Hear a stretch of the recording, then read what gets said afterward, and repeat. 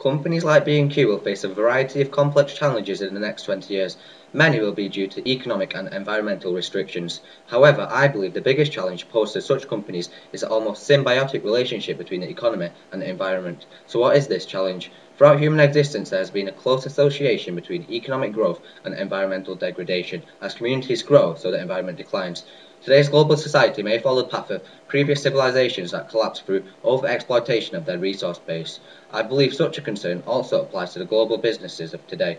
I believe that companies in the next 20 years must shift from a continual growth model to a model of well-being and maintain a stable business size, because continual growth will not be possible in the future as the rate of consumer demand will continue to eat into the resources saved for the future.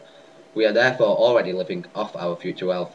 For any large company similar to B&Q to continue to remain successful, they must ensure that they can maintain a balance between consumer demand and their utilisation of their resource bank.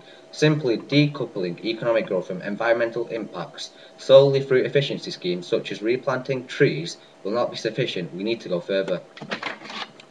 A new approach is required, which will go further in terms of decoupling economic growth and will fully embrace the concept of a cradle-to-cradle business model.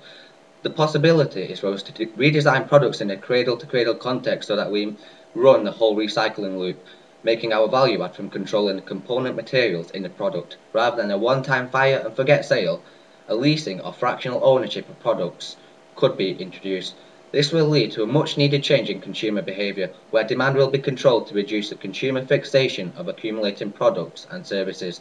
Such a change in consumer behaviour has occurred in the mobile phone industry, where companies like Apple and Google have reshaped the industry with its radical and innovative products at the expense of previous market leaders such as Nokia. Therefore, the biggest challenge to B&Q and companies like it is to undertake a fresh approach which will see sustainability become the new frontier of innovation. Thanks.